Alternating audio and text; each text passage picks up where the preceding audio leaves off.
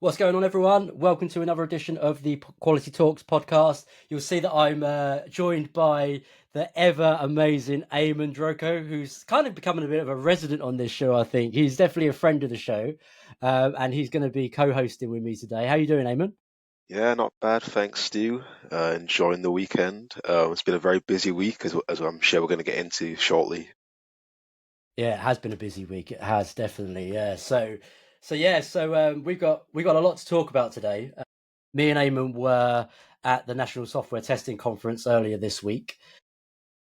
And while we were there, I turned around to Eamon and I said, "Dude, you seem to be taking lots of notes. How would you like to do a podcast episode on a bit of a playback of what's going on?" At which point, Eamon was like, I better take more notes then." That's right.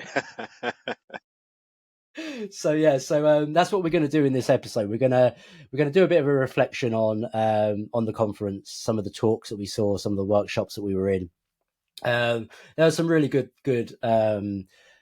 topics being discussed. Some of the same stuff that you get at a lot of conferences as well. But yeah, we'll get into that in a minute. But how you been, Eamon? How you getting on, man? Yeah, not bad, not bad. I mean, firstly, thank you for inviting me not only on this episode, but to the conference in the first place. That's a really My pleasure, amazing mate. opportunity that you offered me, and it was very much worth it. It was loads of interesting talks, met loads of interesting people, and yeah, we got a lot to discuss today. So yeah, we just excited to talk about it. And yeah, how about Yeah. yourself? Yeah, I'm not too bad. I'm not too bad. I mean, it's worth me inviting you for two reasons. I love seeing your face and you love seeing your smile, Oh, right? That's the starting point. But also, you came repping the Quality Talks t-shirt on day of one. course. So the more advertisement we can get for this show, the better, as far as I'm concerned, man. So yeah, I'm not too bad. I'm tired. I am tired. I was very tired after the second day on the train home. We were just talking beforehand. I had to have a little bit of a story there. So on the train home, rarely do I sort of doze on the train, but I was so tired on the way home. I started dozing off and sort of came around like properly just before my stop. And I was like, oh God, that panic sets in, right? It was like, is it my stop? Isn't it my stop? Have I missed my stop? So grab all my stuff, get my bag on, jump off the train, walk to the car park where my wife's waiting for me walking towards the car, big smiles, honey, I'm home. And she's like, Stu, where's your case? I was like, oh my God, my case is on the train. Man, so yeah, and that train was going all the way to Edinburgh, don't you know? Oh, no. So I quickly phoned up. I went back into the train station actually, and the guy was like, "You need to call this number." So I called LNER, Lost Property, and they were like, tried to get hold of the train manager, couldn't do that. So they were like, log it on the website, missingx.com. Cool. Okay, so I go onto the website, and essentially you're asked to fill in the details of the property that you've lost. Right. This is a curse of working in software, especially software testing. When we start like validating things, like when we're using them, right? And this like you could put free text in this thing. There's no sort of like, okay, there's some drop downs to say which station and that, but your description is completely free text. And then it's trying to match it against something that they might log on the system, which could be potentially completely different to what you've put into the free text. I'm like, I ain't ever getting this case back. It's like, It's gone. so like, it's gone. It's completely gone, man. Oh, mate, I've got like, I mean, mainly it was clothes in there, but I had one of my lapel mics in there. All my medication was in there, so I've had to reorder a bunch of medication. I was just like, man, how stupid was I? But yeah, Yeah. and so LNER. If you have my case and you're listening to this, it's a grey trolley case, and it's got a bunch of underwear and jeans and all sorts in there. It's got a green coat in there as well. So please, can I have it back? And it's funny you mentioned LNER because one of the speakers at the conference actually works for them. So you It never know. does, He might hear this and he might put in a good mate. word.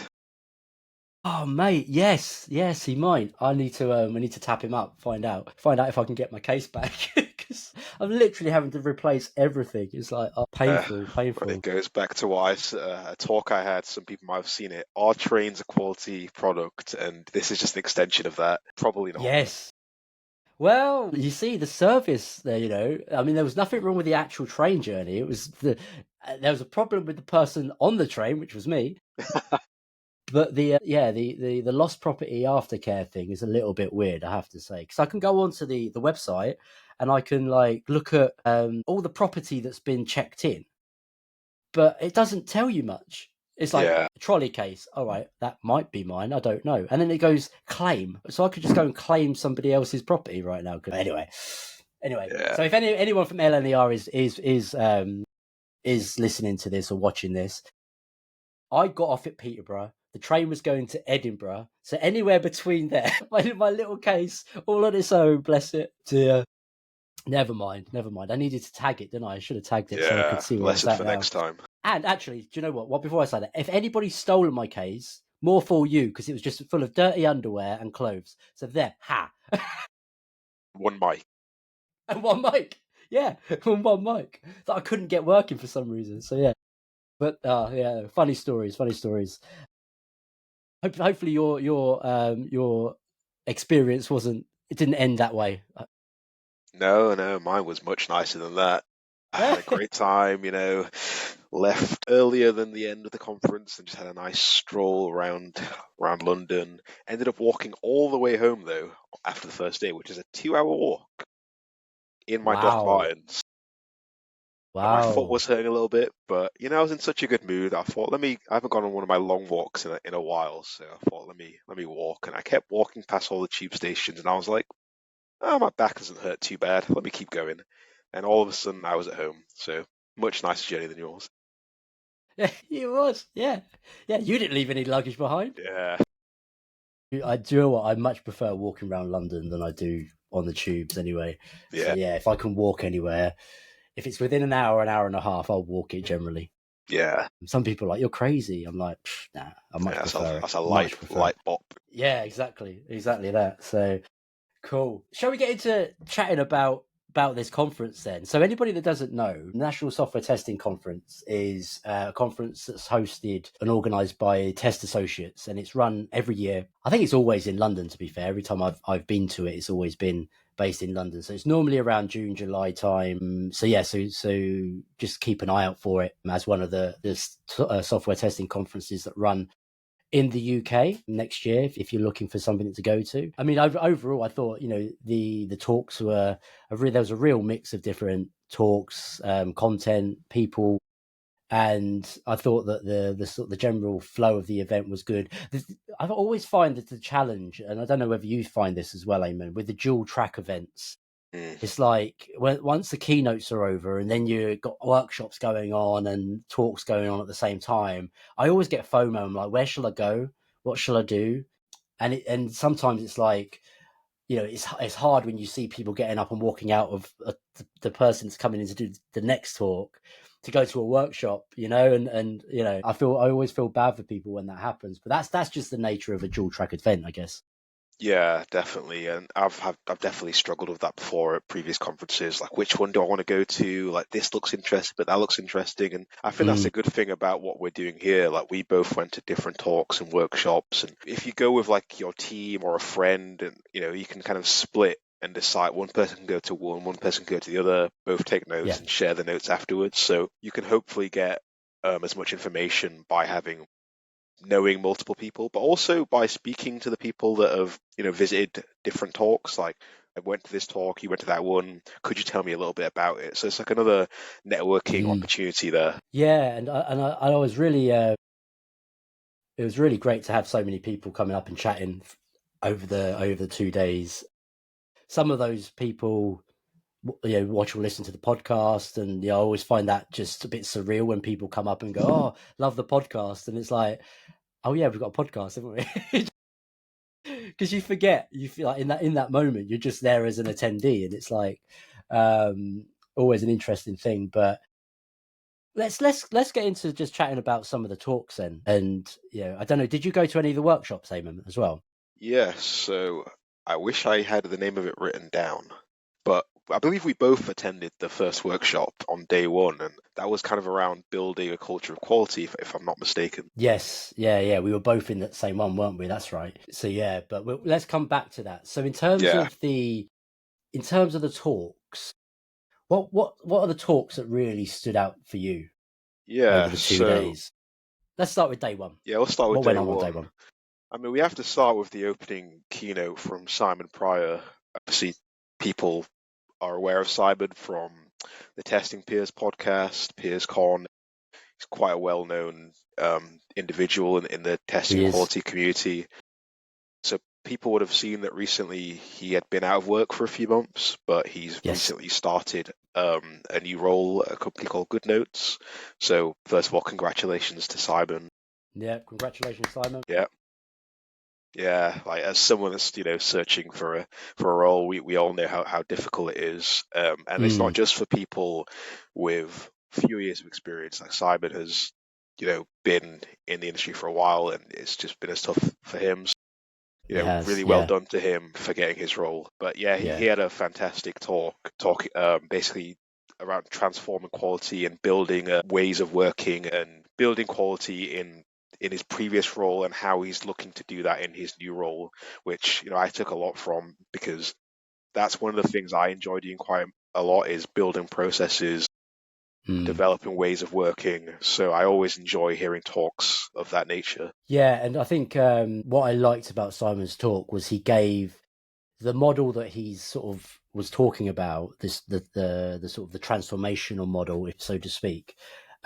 He was sharing the learnings of how he'd kind of come to that model through things that he'd done at EasyJet prior, and some of the learnings he'd taken from there as well. And what I like about that talk, and others that are similar to that, is like, here's a model. Rather than saying this is how you should do it, it's more about, here's a model.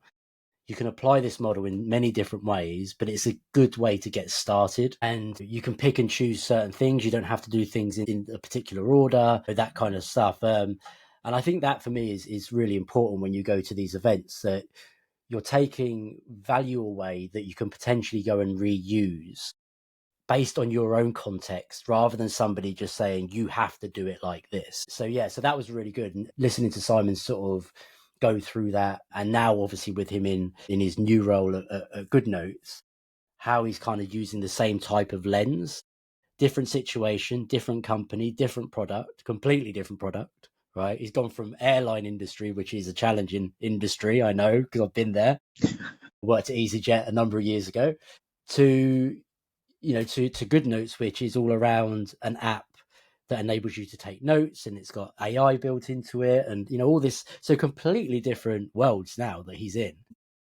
But again, it's great to see that model that he's got there, and sort of how he can then go and apply it. So yeah, and actually, for anybody that's interested in that model, if you look Simon up, if you're not already connected to him on LinkedIn, he's posted a number of blog posts and articles on LinkedIn detailing that. And I think they'll be on his website as well. So yeah, so if you want to get into more detail around exactly what that model looks like, head over to Simon's either LinkedIn or the website, of which we will link to in the show notes, so everybody can go and have a nosy there. So yeah, Yeah, but it was a good way to kick things off, right? I thought it was yeah. good.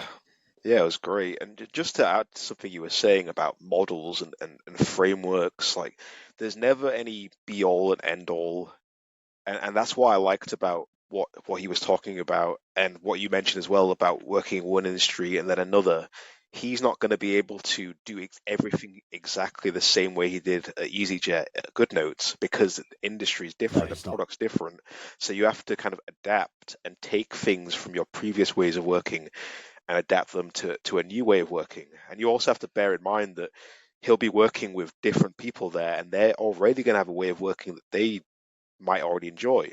So Yeah, he can't exactly. just pick up what he was doing before and just drop it there. He's going to have to adapt it. And I think that's something that we should always bear in mind. Like when we start new roles, we always work with people that like to work differently. So we can't stick to a strict model or framework. We have to try to adapt and create a new framework that works for our new way of working. Yeah, and I look at what, because obviously I've got a model, I've got a framework that I've shared over recent times, and it's exactly that. It's a framework, right? You can utilize this to how you need it to enable you to evolve, or even just start a conversation about something.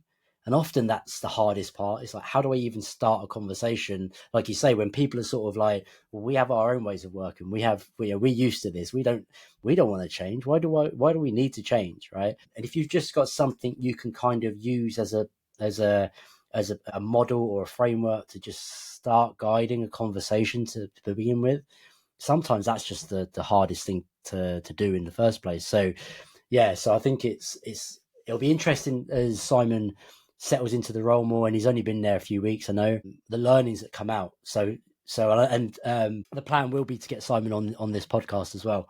So yeah, watch for that coming up very, very soon at some point. Cool. Yeah. So then after Simon's talk, this was the vacating the room part that I was talking about.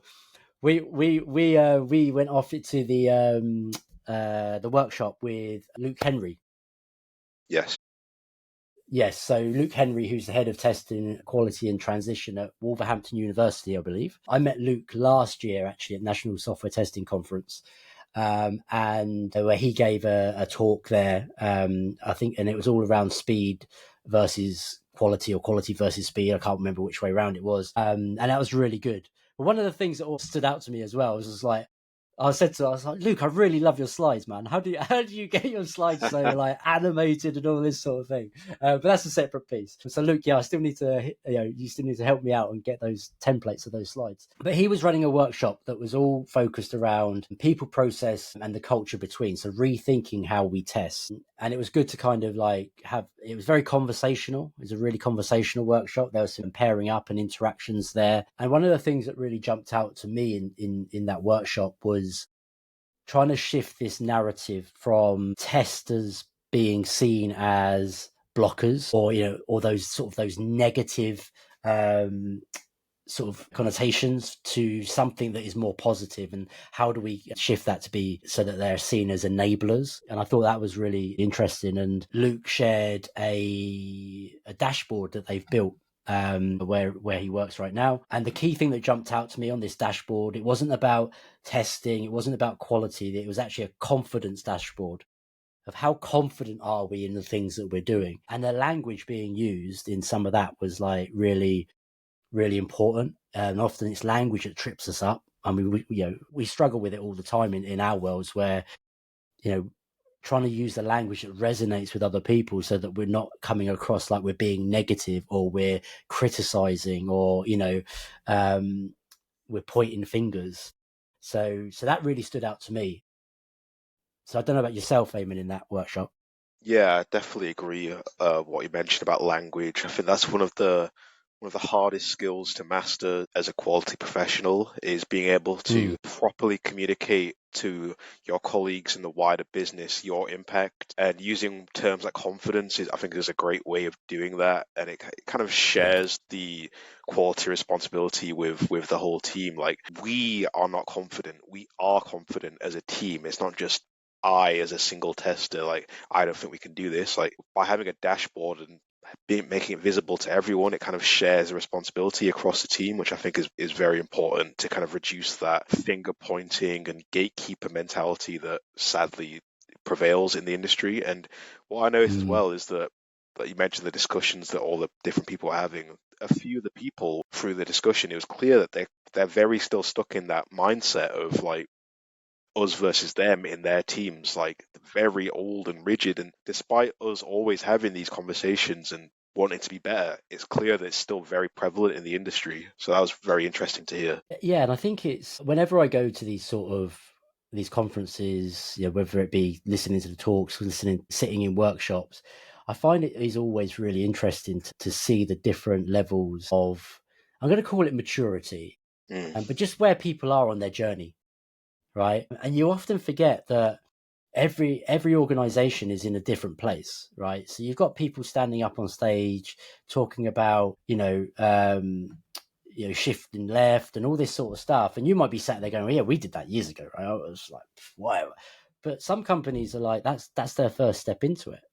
And often, I find it's really interesting to go and just sit and listen to see so almost like reflect on, okay, where are we as an organization? Where am I as an individual in the grand scheme of things? Where is my mindset? And actually, how can I help these other people, these other organizations, through, rather than sort of going, you're well behind, what are you doing? No, that's old stuff, and you hear some people saying, oh my God, they're so far behind.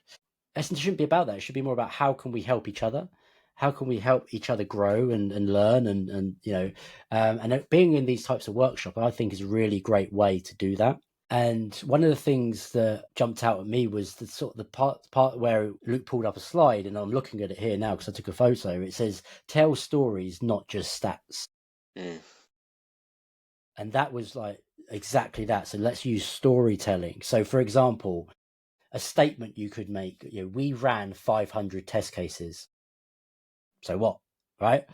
Versus, we reduced reputational risk by validating critical workflows. Okay. So now we're understanding the impact we're having. And then there's another one that said, we ran regression tests. It's like, and what? We protected revenue by ensuring key journeys still work. Makes such a difference, right? Makes a massive difference, doesn't it? Just being able to change that narrative. We found 12 bugs.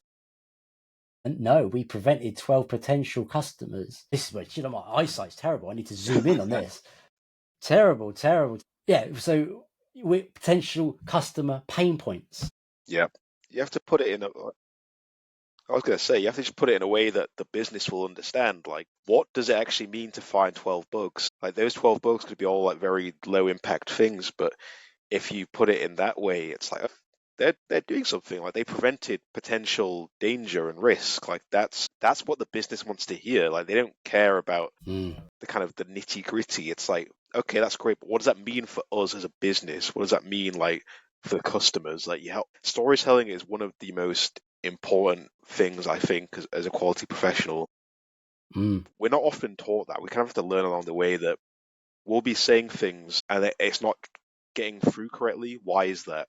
We have to change the way we say it. And I think, that's something we definitely all need to learn how to do better, I would say. Yeah, most definitely. And I'm a massive fan of storytelling in general. I'm going to be giving a talk, actually, a new talk at the Test Mood conference by Lambda Test. I think it's my talk's on the 12th of August, but it's all going to be around storytelling and how I use storytelling for exactly these reasons, right? There's an old joke that growing up, but my dad used to tell me this joke, and my dad's a little bit of a joker himself. He likes to think he is. But it's this joke around, like, this guy goes to the doctor and he says, "Doctor, when I press my shoulder, it really hurts. When I press my arm, it really hurts. When I press the top of my head, it really hurts. And I don't know why. And even when I press my leg, it really hurts. Can you help me? I'm really worried about what's going on." And the doctor went, "Yeah, I can absolutely help you. You've broken your finger." That's a good one. And the fact is, that is like almost like telling us the story about root cause. Yeah. So what is the root cause of the pain I'm feeling? Well, the root cause is your fingers is broken. That's why it hurts. Yeah. But just using like silly little things like that, and then building them into helping them resonate and bringing people into sort of relatable context that happens day to day, rather than it being tech, is really important. So so I enjoyed that, and I enjoyed the conversations that were going on in the room as well. And so that was the sort of the on day one, second thing on day one. So what was next up for you, Eamon, on day one? Anything more you want to chat through? Yeah, so I have to talk about, we mentioned a guy that works at LNER. This is that guy, a man named Richard Adams, who I have to say, best stressed person at a conference ever, in my opinion. Mate. If you haven't seen, you can go on my LinkedIn. I think one of my posts, there's a picture of him in his red suit and yellow shirt and yellow shoes, like fantastic outfit. Incredible. He basically went on stage to talk about the topic of change. I think it was entitled "The Tsunami of Change," and that's something I've been thinking a lot about, and I really enjoy hearing people talk about change. I think it's a topic that we don't always think about, but it's something we all go through in our lives. And he basically used the topic of change to talk about how we're on a lifelong journey of learning. We learn things from different people and different places, and we might change careers and all these different kind of things, but it's always important to keep learning and keep developing, and you never know where those skills could take you. He's somebody that started with a fine art degree, if I'm not mistaken, and now I can't remember exactly what his title was, to be fair, but he's doing some tech things in LNAR, and he's worked at so many other companies. He's an architect, isn't he? He's an architect, yeah. So going from fine art degree and doing art to architect at LNER amongst many other companies just shows the power of lifelong learning. It does. And, I think it was what jumped out at me was outside of the suit. So, I mean, that really jumped out at me, and I just looked at it. I was like, "That's wicked. That's absolutely wicked." And there was me walking around with this hat on. I was thinking, he well outplayed me. I think that just how he landed that, it was almost like it wasn't a soft message, right? It wasn't like, it was like, no, you need to do this. Yeah. Because if you don't do this, guess what? If you're not willing to change, if you're not willing to learn and adapt and evolve, then you're going to be left behind. Yeah. Right. And I know that's sometimes quite hard for people to hear, but how he landed that message and the sort of the things that he was saying, there's a lot of it is around transferable skills as well, right? So he was, like you say, he started off from an artistic perspective, and now he's an architect. But those skills that he's sort of like developed over time, he's got a whole array of different things, like different skills in his toolkit, if you like, that can be applied in different ways. He was saying about like the art of riding a bike. And he brought up this slide, and I'll put it up here actually so you can see it. Riding a bike, and around this bike it had all these different equations, right? And he's like, I ain't got a clue what any of those mean, but apparently they're all the equations that relate to riding a bike, right? But it is about riding a bike. You get on a bike and you pedal and you just keep moving forward, because if you don't keep pedaling and moving forward, you're going to fall off. Yep. Right. And that's essentially what his message was about, learning and sort of like managing change, managing the industry and the tech side of things. And, he started sort of talking around, I'm just having a look now, sort of the skills that, people need, around digital literacy, critical thinking, adaptability, data analysis, communication, systems thinking, lifelong learning, cross-cultural competency. That's so all these things are cross-cultural competency is really great, and I think he basically implied that these are the skills that will keep you going like forever, like no matter what role or what company or industry, those are the kind of key things that are going to keep you thriving and staying relevant. And I think that's a key point as well. Like, we're in the world of AI now and all these other things. Like, these things are here, and there'll be new things that will come. We can't just dig our feet in and say, I don't want to change. You have to embrace change and adapt, and because the world, like you said, you will get left behind, unfortunately. So you will. What can you do to stay relevant? How can you put yourself in the best position to thrive in this new world that we're entering? That's a lot of what the talk was about, and really resonated with me. Yeah, and then he sort of talked about a few other things around data curation, complex reasoning, emotional and social intelligence. It was a really, really good talk. And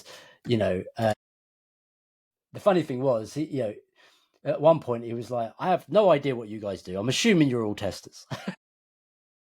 But it didn't actually matter. We could have been a room full of plumbers, builders, lorry drivers, testers. It just wouldn't have mattered. Because that's how good the talk was and how it resonated and was so relatable. And what sort of like, I think it was like, I don't know if it was his last slide. He pulled up a slide that basically had words on it, and like curiosity, this is such a, I don't even know whether this is a word, right? And I'm going to have to look this up. So basically staying interested. Know the question, not the answer. That one was massive.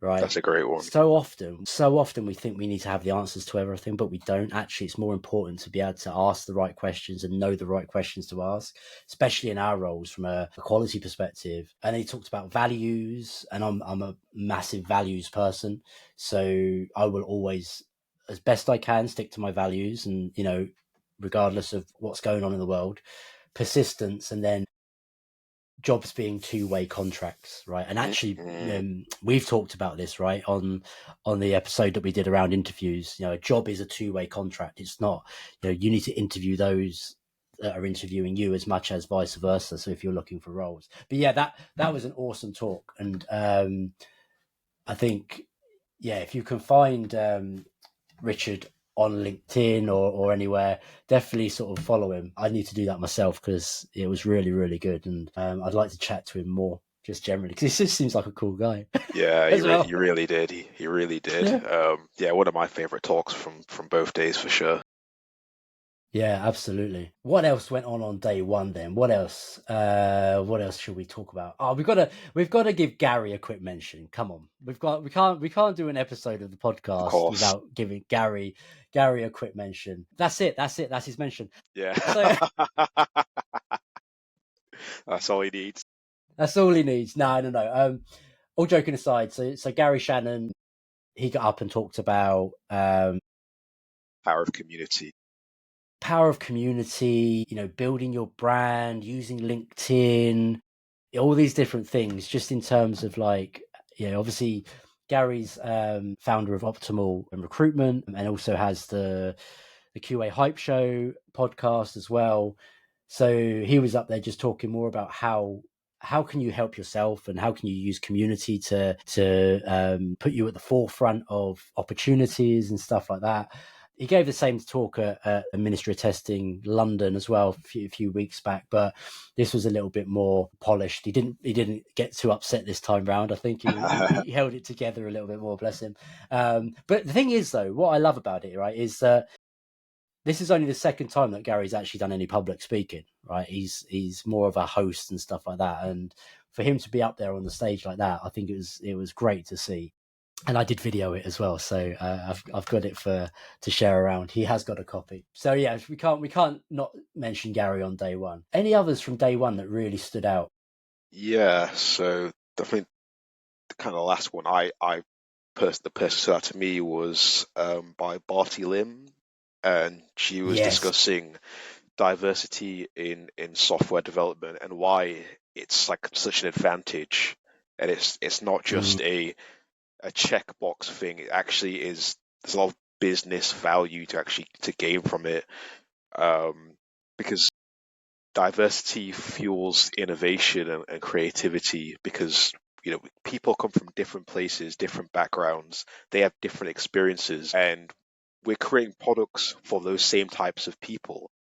So to only have one type of person creating a product, you're not going to be able to deliver good products for everyone. So it's actually an advantage to have different types of people in your teams. Yeah, it is. And I think what I loved about that talk as well was it wasn't just about the usual buzzwords of gender, ethnicity, that kind of thing. It actually went deeper. Yeah. And obviously, we've had Aisha on talking about accessibility, and those that don't know already, Eamon and Aisha kind of live together, right? And just a little bit. Might be in a little bit of a relationship. So we've talked about this, and one of the things that Barty pulled out again was like the colour vision deficiency in the UK, and approximately 4.5% of the UK population has colour vision deficiency, and there's all different types. I'm not going to try and name them all, but 8% of men have them, right? Only 0.5% of women have them. I find that just blows my mind. It's how I didn't even know that stat, and I think I did know that stat from before the conference because somebody had already mentioned that to me. But when it was first mentioned to me, I was just like, wow, it's that's crazy that such a high percentage of people when you think of the population of the UK, it's just crazy. It's like you can be sat next to people in a room and not even know that people have got that color blindness, right? Yeah. So why wouldn't you start thinking more about how you can have a different level of diversity in your teams? Yeah. And I think Because on the it does color fuel a different. Sorry, go oh, on. sorry, go ahead. No, go ahead. No, because I was just going to say, because it does fuel a different quality of product out the back of it, Yeah. right? You are actually tapping into the real world, so to speak. Yeah, 100%. And to illustrate the point she made about color blindness, she built a website, just a homepage of a website, and had different toggles for the different levels of color blindness. And some of them, like the website, looked horrible, you know? And if you weren't, like you said, if you weren't aware of those statistics, you would never even think to build your products and websites to meet different people's needs. Mm. And like you said, there's so many men with these forms of color blindness, or like different people with these forms of color blindness. Like, it's important to have these mix of people in your team because one, they'd be advocating for themselves, but not just themselves, other people like them. So you Exactly. need to have these different voices. Like, just having someone say, "Have you considered this?"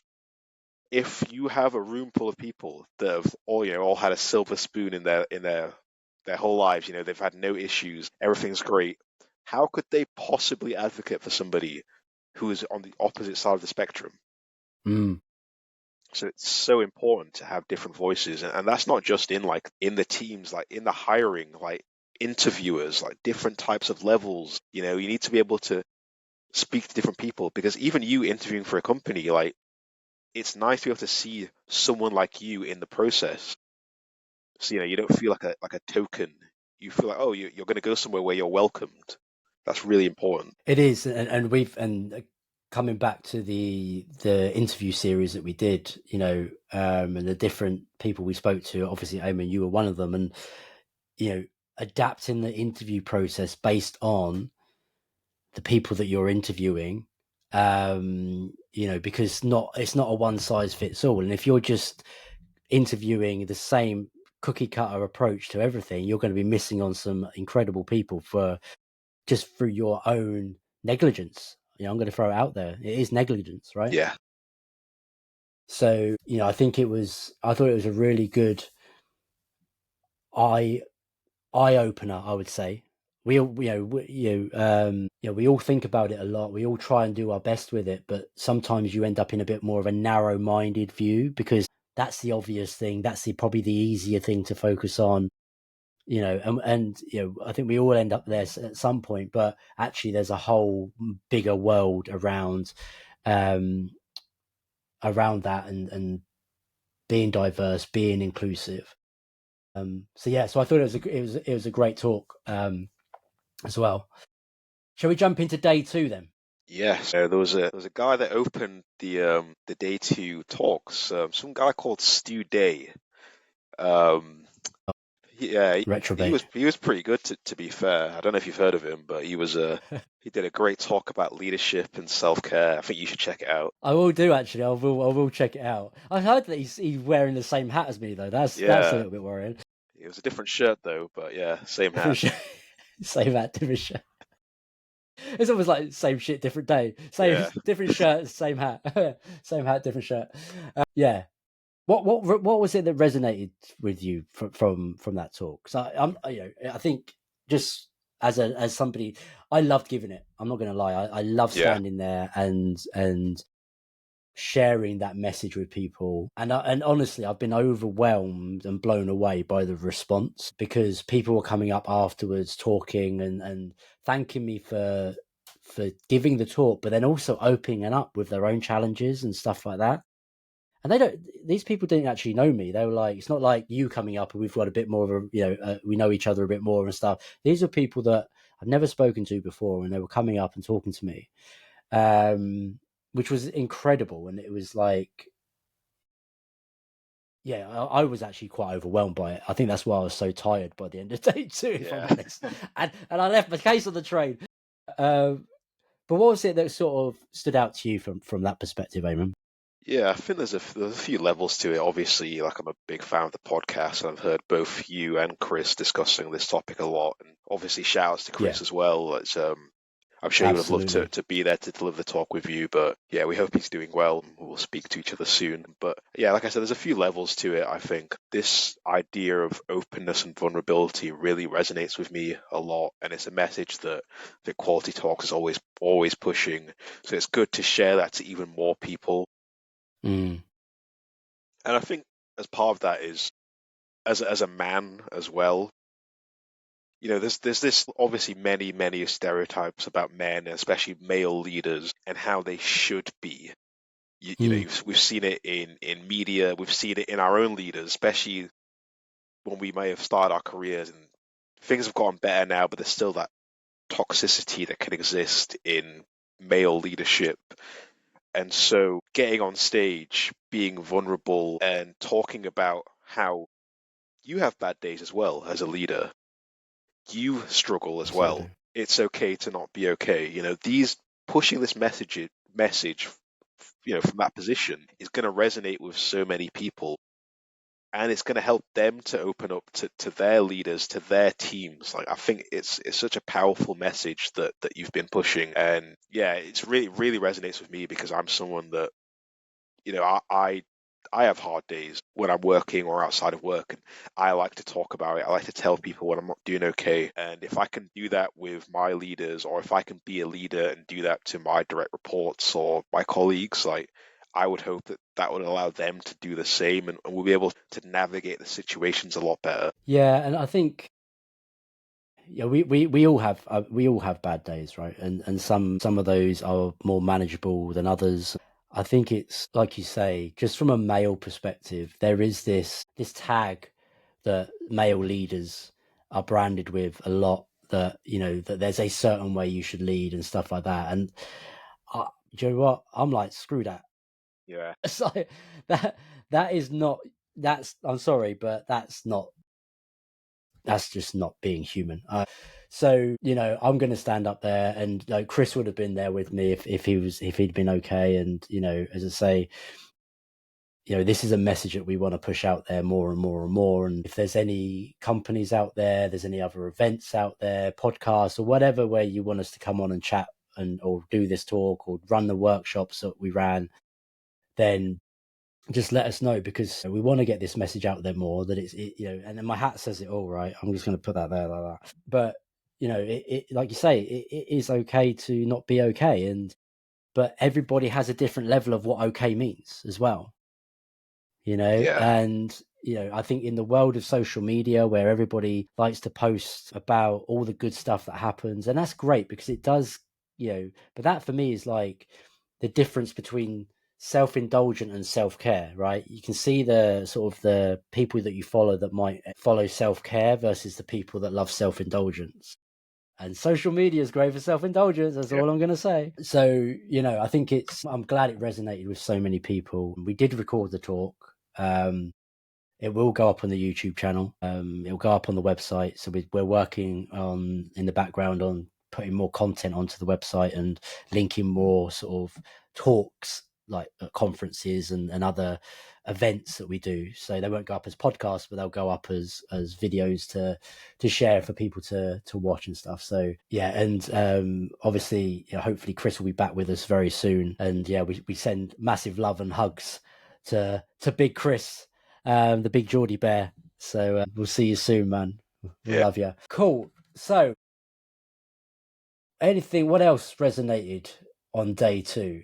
Because we were talking beforehand, weren't we, Eamon, actually, yeah. about day two, and it felt like there was a few more, I guess, maybe impactful talks or stuff that resonated, or maybe it was a little bit different. Yeah, The sort of like sometimes you go to the conferences and some stuff's a bit samey, you know. So what sort of jumped out at you for sort of the remainder of day two? yeah. So there were two talks that stood out, and I'll speak about the first one now. So a guy called Sergey Suvarev, I believe I'm pronouncing his surname correctly, apologies if that's wrong, but he works for a company called Sweatcoin, which is a mobile application that basically gamifies walking, gives you coins for walking. And one of the big parts of Nice. their product is mobile ads. If I'm not mistaken, users can earn more coins by watching ads. We've all used apps that kind of use a similar approach. Yeah. But his talk was basically about testing the mobile ads, which I have never, ever considered. Okay. Because he basically explained that many things can break the ad integrations. And for that type of app, breaking the ads means users are going to be dissatisfied because they can't earn all the possible coins they want in that day. So they needed to kind of create a framework to test their mobile ads. And he went through like all the different ways they did that and basically how that improved the experience for the users. And to me, that like you mentioned, like more impactful talks, because it's something I've never heard of, something I've never considered. There might be a day where I work on a product just like that. And having heard that talk already, that's something I'd look to bring up. Like, hey, like, do you have a way of testing your ads? Because this could happen to you one day. So that was a really fascinating talk to me. Was there anything? Because I wasn't in that talk, Eamon, so that's really cool to hear. Was there anything that sort of jumped out that was a bit more nuance in terms of how they were going about having to test those ads? Yeah, so there's a bunch of things. I'm just looking at my notes here. Things like separating their releases, so like doing releases specifically for things that would affect the ads and things that wouldn't affect the ads, isolating different changes to reduce the risk, separate smoke tests specifically for ad features, making it easy, and then simplifying the rollbacks. So if anything does go wrong, they can easily take it back to the previous version. And adding more logging so they can get immediate insights for what happened on understanding the root causes. So all these different kind of little experiments they did to try to mitigate issues for future, I think was really interesting. Yeah, and I find that like you say, those more nuanced type talks that maybe like, oh, I hadn't even thought about that. I didn't even think that was a thing, kind of like capture your attention a bit more, don't they? Because like I say, you get a lot of samey stuff, and you notice people that we haven't talked about AI. I'm just going to throw it out there. There was a lot about AI, I'm not going to lie, as there always is, but and actually one of the talks that we'll mention in a moment did touch on that side of things as well. That's really cool. Yeah, I hadn't even thought about that actually, in terms of, because the ads just get annoying, don't they? Yeah. It's like God's sake. But can you imagine if they weren't actually tested, how annoying they'd then be? Because you wouldn't be able to get rid of them at all. And that's the thing as well. I think it goes to that whole idea of assumption. They assumed that there would never be any issues with the ads in their app, so they didn't even consider testing them. So it's that kind of thing where until something goes wrong, you don't realize it's a problem. But once you realize it's a problem, it's like, okay, how do we navigate that, and what lessons do we learn, and then you can now share that with everyone else. And I'm sure loads of people were there scratching their chins like, I had not thought of that, because that's exactly how I felt. So yeah, really great talk, I thought. Excellent. What we're going to do is we will link all the people that we've spoken about so far in the podcast, and we'll speak about in a moment. We will put them in the show notes, so we'll make sure we put people's names and credit everybody that we've mentioned as well. So cool. I think from my perspective, on day 2, one of the talks that really jumped out at me was the closing keynote from Sam Grill. Yes. Sam talked about the state of the industry, but in terms of like, he started talking about things like 3 different areas. So what should the modern tester look like? Are we investing in testing practices that improve quality or just create the illusion of it? And you see that a lot, right? It's like, we're doing this thing because we think it actually improves quality, and it's what we're expected to do, but does it really? And then also, as AI rewrites the rules of software delivery, told you there's going to be an AI mention in a minute, and here it is. How do we evolve the role of testing to stay relevant and impactful? And I thought this was a really good, interesting talk, because it wasn't just him talking. He also used Menti as well. So he was actually asking these questions to the audience, and the audience could interact and share their ideas and stuff like that. And, I thought just the whole approach to the talk was really, really good and relatable. And he had the thing that like sort of like made me laugh was this whole concept of, we talk about unicorns, right? And people having all the skills, and we need 15 years experience with playwright, and that would be hard, all this different stuff, right? But he brought up this slide Yeah. that basically it was this monster. So it's like Frankenstein's monster of all these stitched together with these different skill sets, and and it just so resonated with like how some of the things, some of the role profiles and job ads and things like that are presented now. And actually, it's less about having all these different skills. It's more about knowing what are the skills you really need, and the sort of the industry knowledge. So how well do you understand your domain? How well do you understand the people in your domain?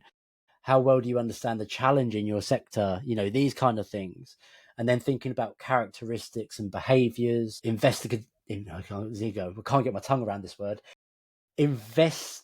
Investigative. That's the one. Thank That's you. it. Curious, skeptical, proactive, challenger, systems thinker, empathetic. All these things that don't go in job ads, right? Yep. And then sort of thinking about testing principles. So testing is the act. I like this actually. Testing is the act of establishing truths about a system. And while he was talking, actually, I was in my own head. I was thinking about coming back to the storytelling thing from the workshop on day one, when we were talking about that and just how I like to sort of create stories in my head. So testing is more like, kind of like, finding the unknowns and turning them into knowns. Yeah. Right. And how do you go on that journey? And I thought this was kind of like, establishing truths about a system or a product is kind of like a good kind of take on that as well. Testing is performed, not written. Testers are driven by risk and not the affirming assumptions. There's just a load of good sort of stuff in there that resonated, and it's kind of like, all right, talk to me. Why don't we see that in job ads? I wish I knew. When he showed that slide with with the Frankenstein, I just shuddered because I've seen it too many times. It's just like, honestly, I think it's because it can be hard to measure. It can be a bit subjective, some of those softer skills, whereas those hard skills, like can you code, can you use this framework, have you used this tool, very measurable. But those things aren't as valuable because they can be learned. Those other things, Exactly. the critical thinking, the empathy, those things are so important to be a good tester, in my opinion. But I don't think people have the best way of measuring them, and so they don't know what they're looking for always. And it also goes back to what we were saying about diversity.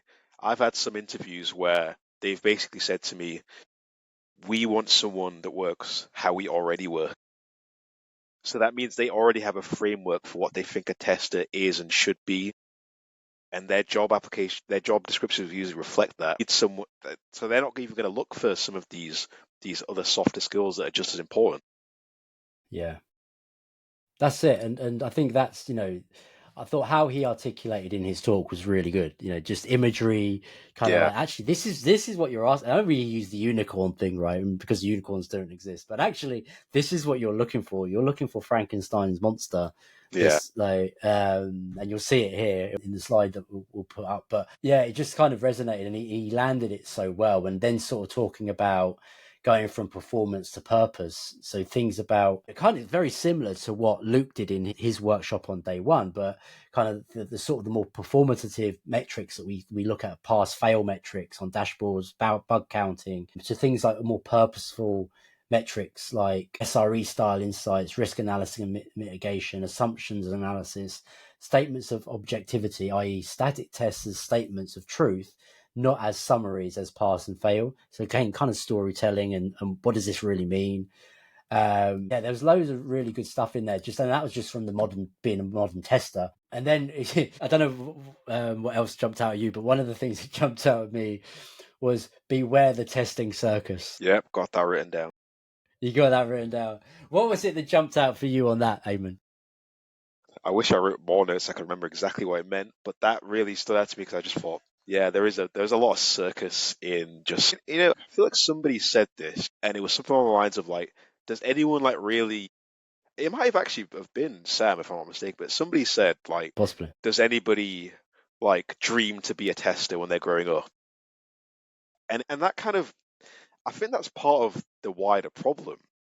Nobody went to school or university and got a degree in software testing.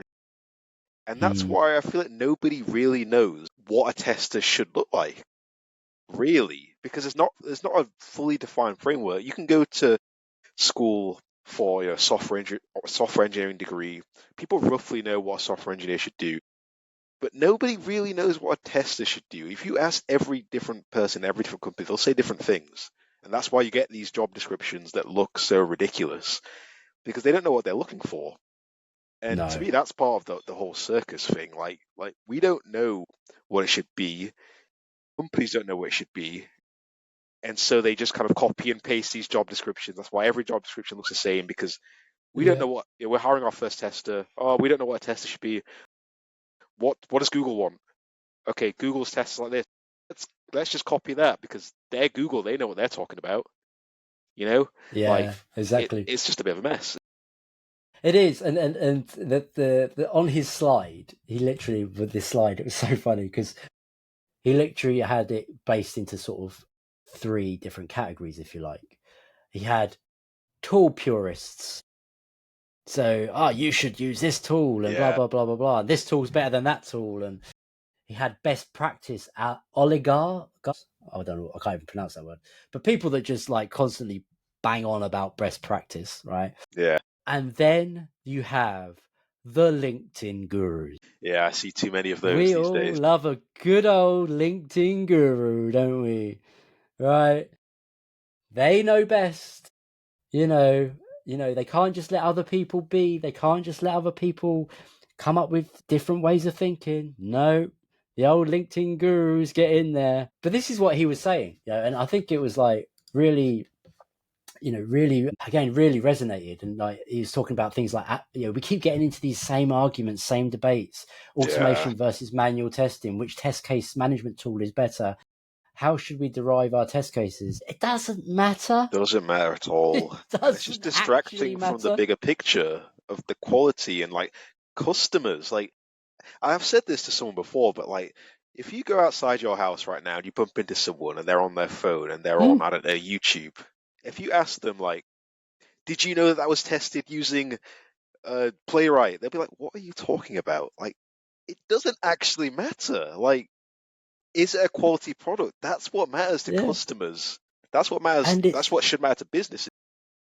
right. Yeah, exactly. Right. And everything is context driven. Right. And Yeah, kind of coming back to Simon's talk on day one, a framework is a great way. And I'm not talking about testing framework. Right. So let's part that. A framework to actually help you figure this stuff out as to what is the best thing for you as an organization. What is the best thing for you as a team?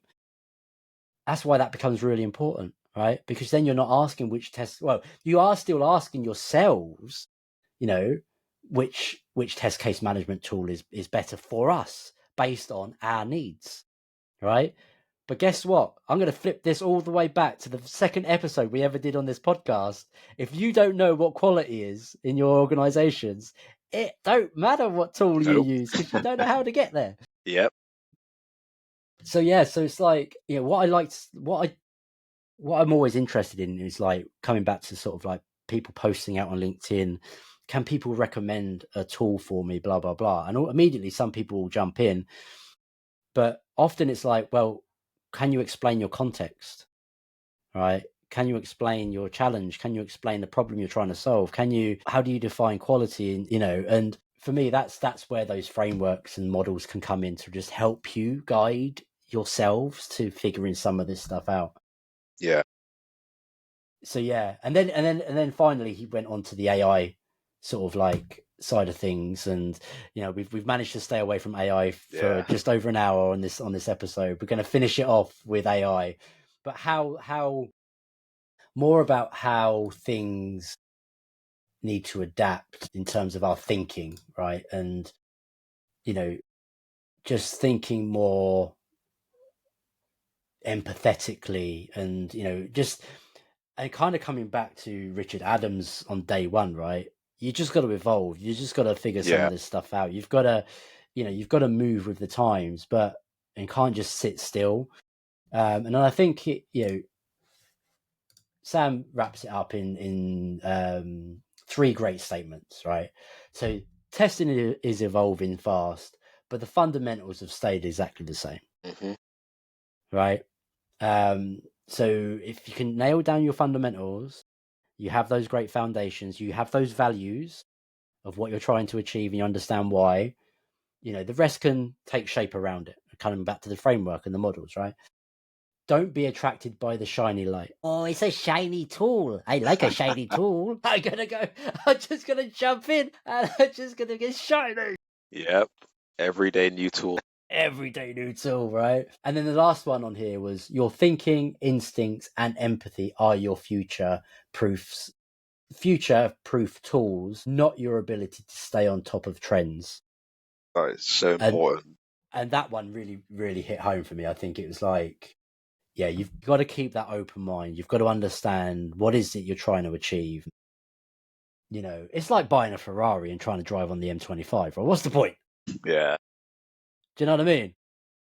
Can't use it to its full potential. Mate, yeah, and can you imagine how much fuel you're going to use to sit in traffic? Yeah, it's true, though. It's like, if I'm going to drive on the M25 every day, the last thing I need is a Ferrari. Yeah. It doesn't make sense, right? So, yeah, so I think that was a great sort of keynote to close off with by Sam, which really kind of hit home on a number of different levels. So, yeah, I mean, anything else from your side, Eamon, that you wanted to mention before we wrap up? Yeah, I just want to give one last shout out, one last talk that I really enjoyed. There was something a little different. So Arif, who talked about testing beyond the browser, and he works for a company called FX Digital, which does a lot of testing with physical TVs and set-top boxes. And his talk was basically discussing the challenges of testing not only a physical device, but the software on these devices, and how testing TVs is so different from like any other challenge he's had, and how it's probably the most difficult testing challenge that he's had. He went into how every company has different models with different operating systems, and he asked the question at the start to the audience: how many people have bought a TV within the last 4 years, 3 years, 2 years, 1 year? Most people were in the 4-year category. So, but at the same time, we've got these older TVs. We still want them to be up to date with the software that we're using on these TVs. And so that's a challenge that they have to face. He showed a picture of the testing lab at his company, and it's just a room full of TVs. And he talked about having to like physically adapt the room to manage like the heat that comes from all these TVs. Yeah, can you imagine? Yeah, wow. like fans and air conditioning, smart sockets, so you could basically, some of the tests run overnight, for example, and they basically set it so some of the devices would turn off and turn on at certain times with their smart sockets. Nice. Things like DRM, which I believe stands for Digital Rights Management, so you can't do screenshots with these TVs, and you definitely can't do screenshots when you're like watching a film. So how do they get around that? They have a physical camera taking pictures of the TVs at certain angles so they can capture the on-screen content. And just so many interesting things that like blew my mind. Because again, like the talk about mobile ads, I had not considered this. I thought it would just be easy. I thought these manufacturing companies would just make it easy for the TVs to be tested. No, they do not. So yeah, really fascinating topic. Yeah, you just don't consider it, do you? I mean, I've got one of the first LED Samsung TVs that came out. I've still got, and my daughter uses it. It's in her bedroom. Yeah. And honestly, the clarity of the picture is one of the best it's ever, like any TV I've had since. The clarity of the picture just doesn't seem to be as good. Yeah. But she'll often say to me like, "Oh, Daddy, this app's really slow," and I'm like, "Oh, yeah, that's because that's trying to get into that conversation with an 11-year-old to tell her that it's probably because it's not been tested or it's not supported anymore, and this, that, and the other." But there's so many TVs on there, so many different types out there now, and you don't, yeah, like you say, you don't even think about it, do you? It's like, Yeah, man, can you imagine the heat? Jeez, yeah, that would be mental. Yeah. it was Did really he, fascinating. interestingly, I mean, I'll have to touch base with him on this, but did he talk about how, because that's a lot of heat, that's a lot of power. And Mm, obviously, when you think about CO2 and sustainability and all that, did he talk about how they're maybe having to adapt that? I don't think he did, but that's a great point actually. Like it must be such an expensive process just in general. Like, Yeah, so I do wonder about that. Yeah, yeah, definitely have to reach out to him and I have ask to him find about out. that. Yeah, Yeah, but he because I'd also, be really interested. yeah, but one thing he actually talked about is how FX Digital, they have a quality assurance team and a quality engineering team, and they're two separate things. So the QA Okay. team does like the kind of hands-on testing, whereas the QE team kind of builds the tools and the frameworks and such. And he kind of likened it to DevOps for Hmm. development. And I found that quite interesting as well because that's not usually the setup, is it? No, it's not. No, it's not. And I guess there's they have to consider a different approach to how they test those devices, right? Like you say, they Yeah, can't take screenshots. They have to physically take, like photos. I guess is what you said earlier, wasn't it? Right. So yeah, I've not heard of that setup before, but okay, but it kind of comes back to what we were talking about a minute ago, like LinkedIn gurus. yeah, They were, oh, you can't. Why would you do that? You can't do that. yeah, But hey, if it works, if that's yeah, what you need to do to test your products, that's what you do, right? yeah. He kind So of yeah, also said that like the QE team was almost like a research and development team. So they did a lot of reverse engineering on the products to be able to right. they were able to take some screenshots, but they needed the cameras as well. But there were some things Yes. that they had to reverse engineer, and that's a lot of what the QE team was doing. So yeah, almost like research and development. So again, really interesting setup. Yeah. No, that's cool. That's cool. That's why I love. Do you know what? That's why I love going to these different conferences, because there's always these nuggets of like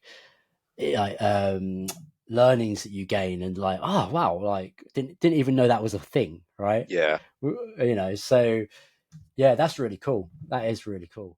Eamon, we're gonna have to wrap this up, man, yeah, because we could just keep talking. We could keep talking for hours anyway. I know that for a fact.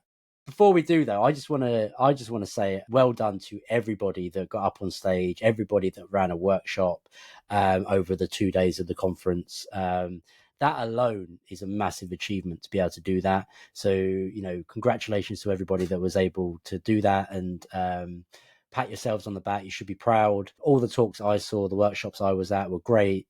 Obviously, you can't get to every single one, but no doubt everybody did amazing as well. But just the fact that you got up on stage or you were hosting a workshop is a huge achievement. So well done to everybody. Congratulations to everybody.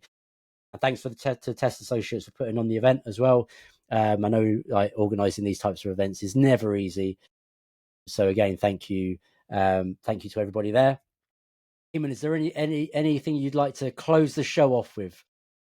yeah. Just to echo everything you just said, like it was a really great conference. I think that's the first time I've been to a 2-day conference, so quite tired, like yourself, after the second day. But I think I gained so much information. I met loads of great Mm, people. Um, Learned loads of things that I want to keep in mind for any future roles I have as well. And yeah, it was just a really great event. And again, thank you for bringing me along, and thank you for having me today as well. very welcome. You're going to be coming on this show a lot. I know you are in the future. I have no doubt. And actually, one thing we didn't say, like we were talking about this beforehand, but we didn't mention this, is you go to these conferences, there'll always be some stuff you don't necessarily agree with, and that's fine, Mm, right? That's the nature of going to these conferences. It doesn't mean what's being said is wrong. It's all about context, and that the idea is that you don't have to agree. You don't want everybody in the room agreeing with everything. That'd be boring, right? yeah, So there's always going to be stuff that you'd be like, oh, maybe I don't agree with that. That's absolutely fine as well.